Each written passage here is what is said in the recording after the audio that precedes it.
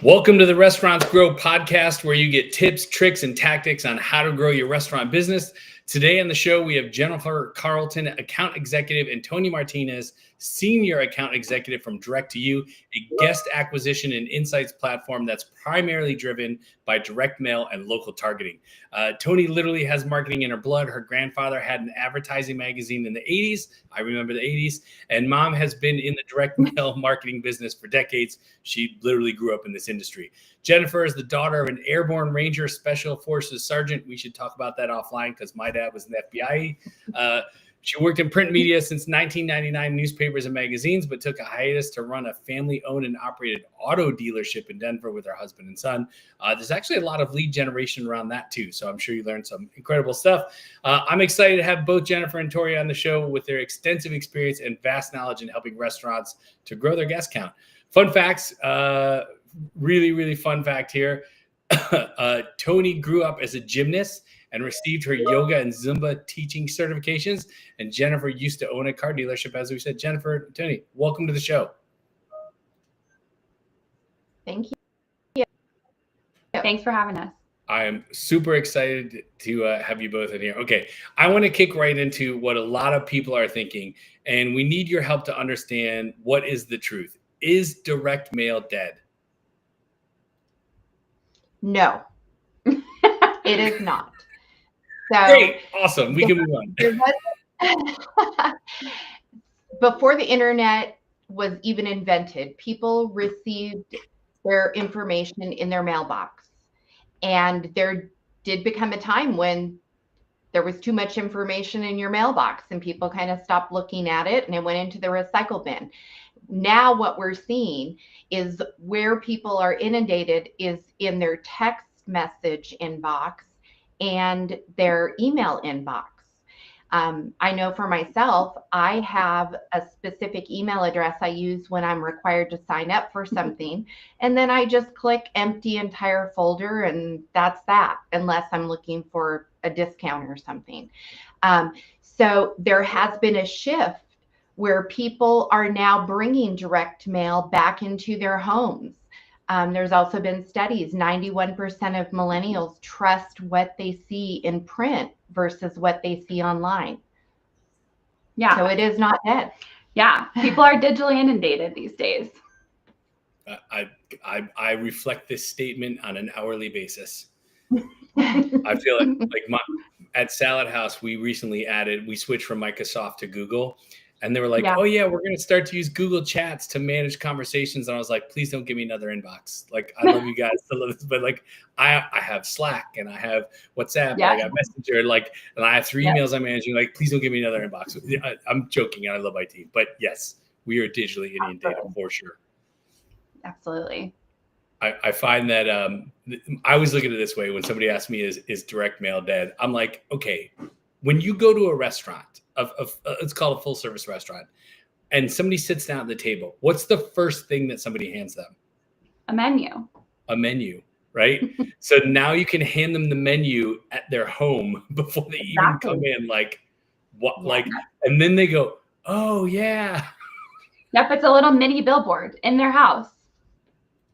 For sure. Okay.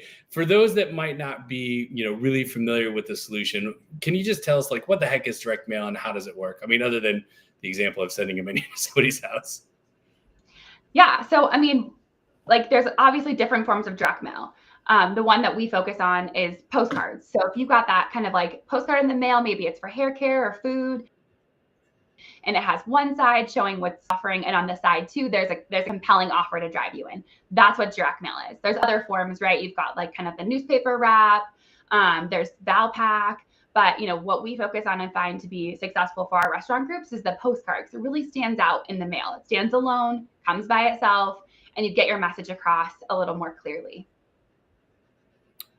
What do you find is more effective about postcard as a format or size? So there's multiple different sizes. They have one that's kind of like a 6x9. There's 5.5 by 11. Some people do the full, like a page. I think really what we have found to be true is that it's not necessarily the size. It's more so, the card stack, of course, like the thicker the card, the more it stands out amongst the other pieces, and then the offer itself. So, if you have a very compelling offer on a nice piece of paper that looks like, if it's a brand that's food, something yummy, that engages you directly, we find that to be, more engaging amongst the other things in an inbox. So what you're saying is it's not that different than TikTok. You got to have something that grabs my attention right away. Exactly. Yeah. Amen. I spend a lot of time. I'm also digitally inundated with TikTok. So amen. What'd you say? It has its place. Right, for sure.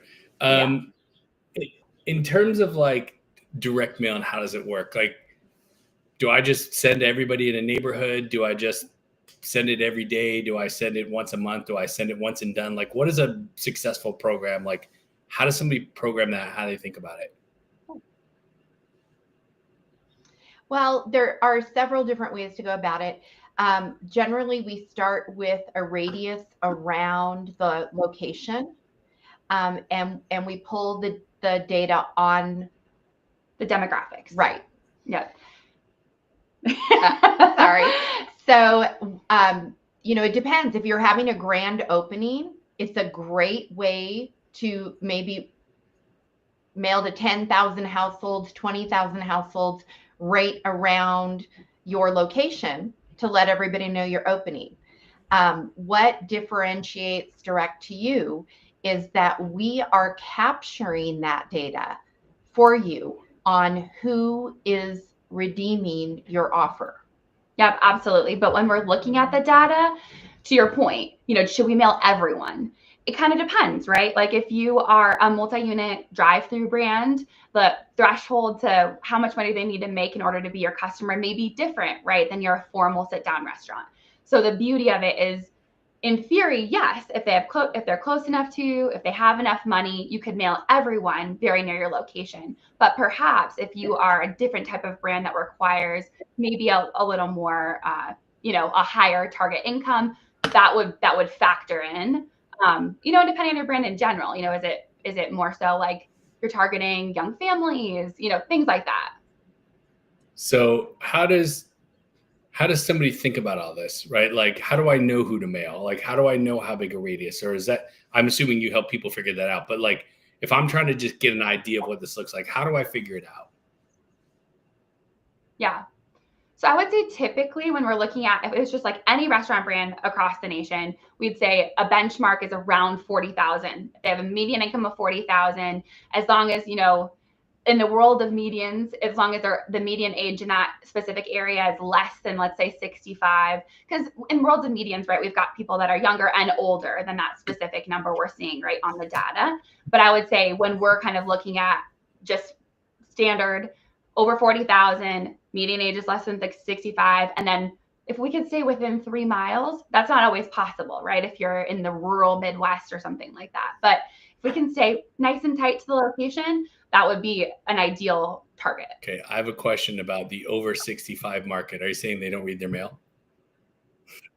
No, they absolutely do. But in the world of medians, let's say the median age was 80, right? Maybe they're not going to be your frequent guest.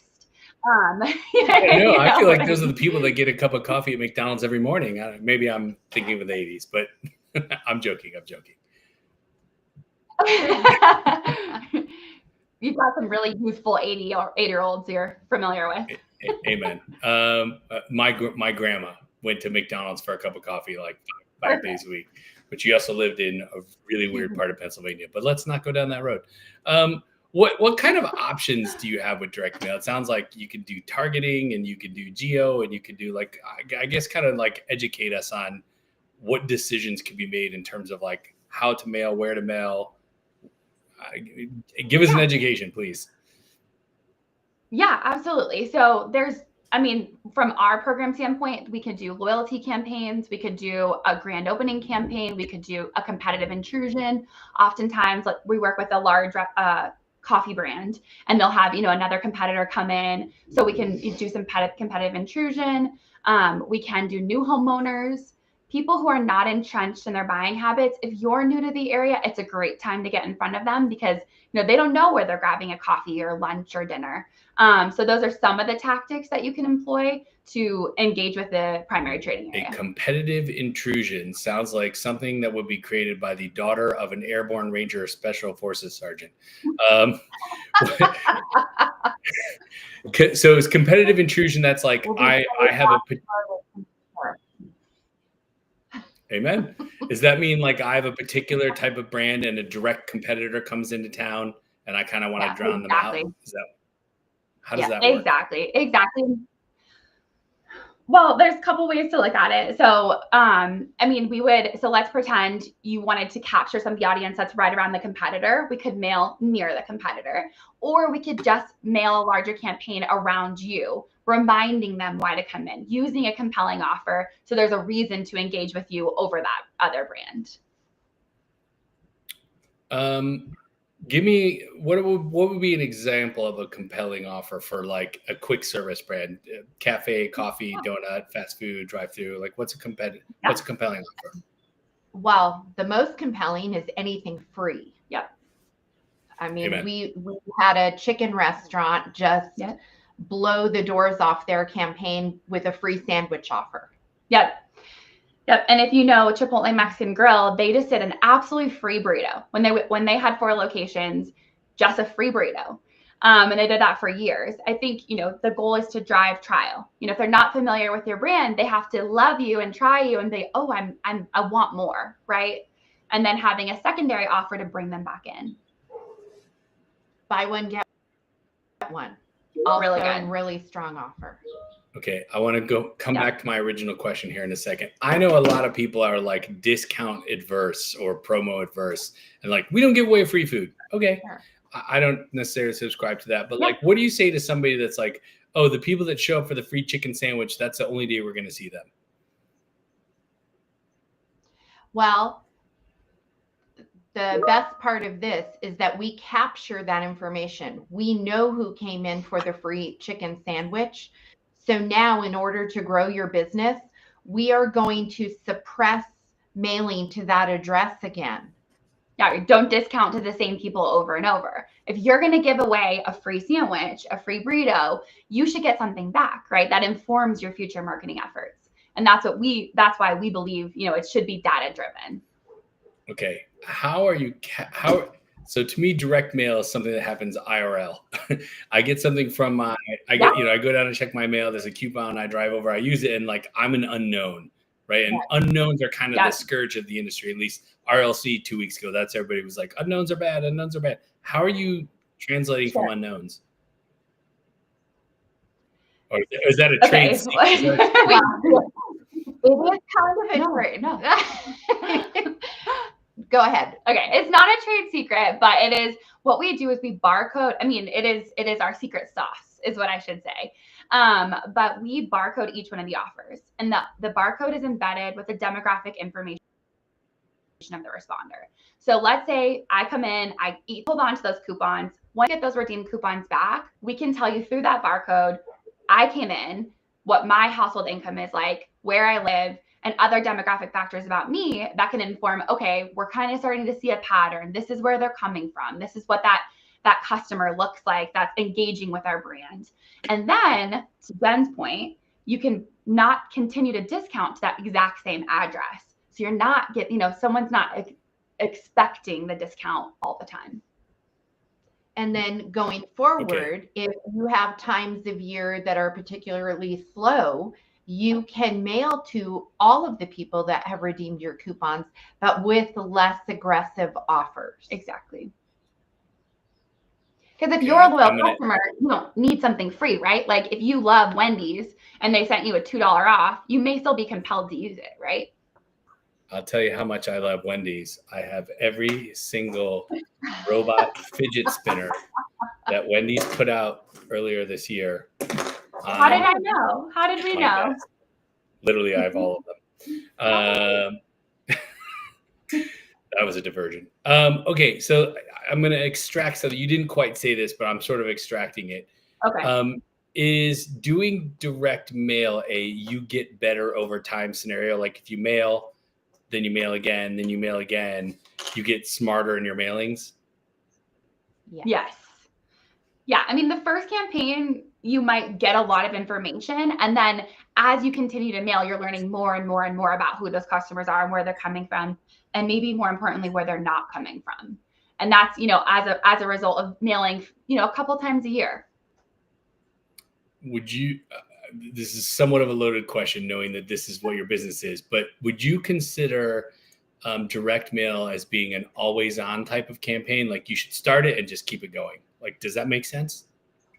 I think it depends on what type of seasonality you have. Yeah. There are coffee shops that typically are slow in January, June, and July. Yep.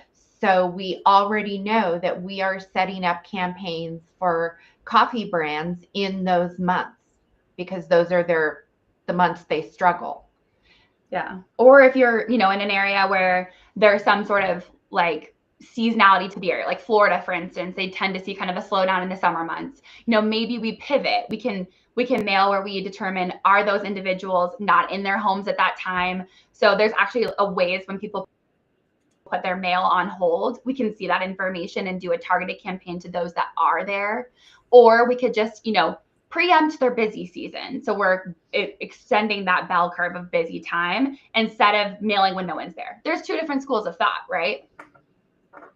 Okay. So the idea is you use it when you need it, but doing it just once, you're not going to get the same results as if doing it 5 times. Well, you could have incredible success with one mailing. For sure. But we're actually selling you data. We're selling you a roadmap to marketing success by letting you know who your customer base is. So you want to stay top of mind, right? Like you want to stay on top of mind and with those customers. And so, I mean, we were kind of saying, like, mail sometimes when you need the support, or mail to preempt a busy season so that you're extending that busy bell curve. And that really depends on the brand. Yeah, I love it when restaurants will tell me like, oh yeah, we're always busy on Cinco de Mayo. I'm like, okay, what are you doing to guarantee that? like Right. you can't, Right. if it's good, it needs to be, you need to feed it for sure. How long have you guys been doing this? Well, how long have you been in direct mail personally? Well, I started in 1999 in automotive magazine. And then I worked for the Tacoma News Tribune in automotive advertising. And then just, I went over to direct mail, I guess, oh gosh, years ago. A lot. I can't even a long time. Been in business for over 30 years. So like the company as a whole has been in business for over 30 years, and then in and out. When you get direct mail from other companies at your own home, are you like, oh man, they made this mistake, they made this mistake? Well, absolutely. I reached out to a company that had a fantastic offer, mailed it directly to my house, but they had no way to track it. It was to the homeowner at my address. So it wasn't registered, directly to me. They're just saturation mailing everything. They have no way to tell if I redeemed that coupon or not. Yeah, and mainly you probably just didn't see a barcode on there, Exactly. Yeah. So we also target, saturation means the whole mail carrier's route, right? So if you're looking at a zip code, there's the small little puzzle pieces. That's the carrier's route. And so in saturation mailings, you mail all of them. But if there's not a barcode on there, how are they tracking it? That's what's to her point. Like we can see that. Sometimes I'm pleasantly surprised it's one of my customers, and I'm like, oh yay, I was in the mailing area. Which believe it or not, I can never know for sure if my house is like you think I would know, but I'm I look at the carrier out, not my address. One of my favorite direct mails ever was when we did one at Salad House and it showed up at my apartment. I was like, yay, I got my own card. I love that. Great. Okay, so if you take a look at that on the back, the other thing that is really unique you had, it looked like maybe 3 offers on the back there. So we embed the barcode on every single offer. So after we have gathered the data, we are actually able to tell you which offers had the largest response and which ones didn't do so well. It feels like you know how to eliminate the guesswork. Yes, exactly. We just truly believe that if you're going to give something away, you should get something back. And I think that's, to your point, people are like, oh, I don't want to discount all the time. My discounts are super high. We typically find that direct mail, when you're looking at your whole marketing strategy, it's just a tiny piece of that puzzle. And our direct mail is going to give you so much more information. Okay. I want to ask you about common mistakes people make using direct mail. And I think you just led into it, but we'll come back to that, because I also want to talk about something else that we're doing together. So if you guys are watching us live here, thank you, or you're listening to the recording this later, you should think about joining us June 2nd and 3rd in Indianapolis. Both Jen and Toni will be on stage at the Restaurant Marketing Workshop. I will be there as well. It's in Indianapolis. It's 2 days. It is when Networld Media came to me and said, Red, what's the one show that's missing? I was like, we need a show for marketers by marketers on how to do marketing. And they were like, great, let's do it. I was like, I'm in. So if you are a marketer, or you do marketing, or you're in marketing, or you direct marketing, like, this is your show. And we're not going to go there and say, hey, you need to do direct mail, because you could read that on a headline on NRN. You're going to experience Jen and Toni here and a couple other people on stage telling you exactly how to do direct mail, how to think about targeting, how to run barcode, all this other stuff that you guys are sharing. Like, that's the reason to go. I mean, I don't know if you guys want to talk about the show, but like, I'm super excited about this. Yeah, we're excited to learn too. We're like excited to collaborate with other marketers, learn what's worked for their brands and share a little bit of our knowledge about what's worked for us. I mean, it should be like a really good, cross-sharing experience. Totally. And the name of the panel that you guys are in charge of is called Local Store Marketing Drive Success. And as somebody who is a CMO for multi-unit restaurant brands, branding is important, but local marketing is where, puts dollars in the register. You know what I mean? And I think it is the place where most people struggle. So I'm excited for that panel for sure. Yeah, we're excited too. We're getting ready for it. Bring the fire, literally. Okay. All right, let's go back to my question. What are some of the mistakes that people make when using direct mail? Like, what are the really high level mistakes that you see all the time? Obviously not with your clients, but other companies. Right. None of our clients ever do this. No. Poor offers would be the number one thing. Yeah. A 10% off is not a compelling offer. It's just like not tangible. You know what I mean? Like if you're like, okay, 10% of what is it? It just, you know what I mean? Like it's better to do, like Jen was saying, a BOGO, or if you're a sit down restaurant, maybe a gift for you, $15 gift for you. The other thing we see is some people will say, well, I need to just drive to day parts. That's a very big focus for a lot of our restaurant brands. They're either really busy in the mornings or they're really busy in the evenings, but they're just missing certain day parts. And of course, we can influence that by the products that we're highlighting on the artwork. But if you said, it's only available Monday through Thursday from 10 to 2, it's like if I'm jumping on one leg and there's a full moon, as a consumer, you just don't have time to engage with what they're saying there. So you're like, okay, I'm not gonna use this. So making it a simple offer about your core product, not chips and salsa, because we could go to here in Colorado, we could get chips and salsa anywhere, right? But free, it would be included. But what makes you unique, so they're excited about and hungry for more of what sets you apart. I think a mistake that a lot of restaurant marketers make is they confuse acquisition tactics with retention tactics. And so if I want to drive Monday afternoon day parts, that's something I should do to a guest who's already had an experience.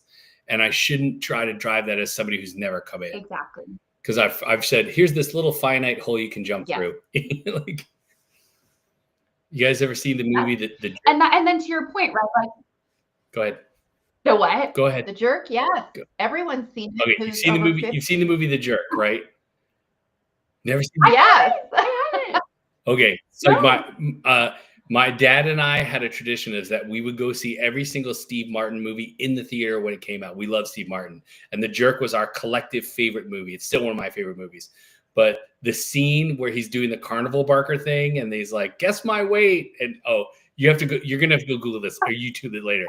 There's a carnival barker scene where he's running like the weight scale where he's like, let me guess your weight and win a prize. And they go, okay, well, what prize can we win? And there's like, shelves and shelves of stuffed animals, whatever. He's like, anything on these shelves, particularly this one shelf between the pencil erasers and anything in this 2-inch square. And then you're like, I don't want to play. When I talk to a restaurant and they do that, they use hey, let's get people here on a Monday jumping on one leg for 10% off a coffee, blah, blah. I show them that clip. Exactly. I was like, how does this make you feel? It's what you're doing. Right. Right. Yeah. Right. Yeah. So I think those are some of the pitfalls if you don't, where they miss sometimes. Or they don't take into consideration some of the things in their geographic area. If that someone has to pay to cross over to get to their restaurant, they may not be likely to come. So the targeting, the way you target, do you really take into account traffic patterns, how people travel, all of that when we are designing a program? Amen. So I don't have to cross the state line to redeem a coupon. Exactly. Right. Exactly. Yep. There's no like Washington crossing the Delaware to get a free burrito. Exactly. Right. If you can't get here from there, we're not going to mail there. We gotta be mindful of the traffic patterns. Okay, I want to ask one more sort of quick question here, and then I want to talk a little bit more about your company. But like, what kind of restaurants is direct mail right for? Is it just like quick service, or is it full service? Is it pizza? Like, who's it right for? Anyone. So, I mean, we have like our company has brands that are drive-through, quick serve, fast casual, or sit down, or they are only open for certain day parts. I mean, really anyone, as long as you are, and as far as marketing those locations, what we just do is we make sure the offer is compelling enough and we're targeting the right people, and we can really support any different type of restaurant brand. Okay, God bless. Good to know. All right, we have a few minutes left here on the show. I want to give you the opportunity to sort of talk about direct to you, and like, I mean, we've kind of done that, but like, tell us a little bit more about the company, or what you do, how it works. Yeah. I mean, we talked a lot about it. We really are what our goal is to your success is our success. So we want to find what works, the recipe that works for your brand.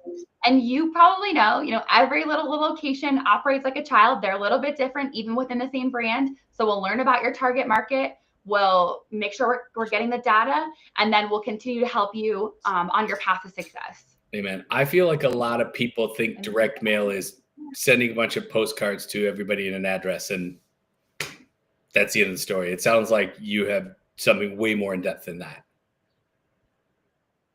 Yes. Well, like I said, we're not really selling you a postcard. We're selling you the data that we are capturing from mailing the postcard. Exactly. So I had a vegan restaurant in Oregon that was positive. He knew his demographic and where he should mail.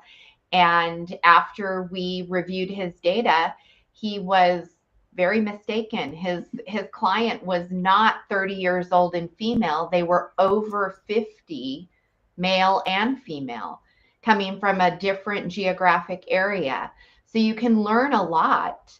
And it really helps you going forward. If we went with what his recommendation was, that client base, his results would not have nearly been what they were. Exactly. But now he knows going forward who his customers are. So valuable. Okay, yep. We got one minute left in the show here. Best way to find out more, just go to d2upostcards.com. Is that the best place for people to go? Yep, that's perfect. d2upostcards.com. We look forward to chatting more. And we're on LinkedIn. We're on Facebook. Awesome. And I can't urge you enough. If you are a restaurant marketer, whether you're the CMO, the president, the marketing manager, if your hands are in the marketing, join Jen, Toni, me here, and a bunch of other really intelligent people at the Restaurant Marketing Workshop, June 2nd and 3rd in Indianapolis. I think there's only like 25 tickets left. I'll have to double check that. But like, if you're like, hey, I want to go learn how to be better at marketing, like get to Indianapolis and come see us, right? Yeah, absolutely. We'll see you there. Awesome. Well, I just want to say thank you both, Jen and Toni, for being on the show today. Thank you, everybody else who either listened to us live or listening to it on the replay. If you like the show, please jam the subscribe button on YouTube, Spotify, iTunes, or wherever you like to listen in. Thanks so much.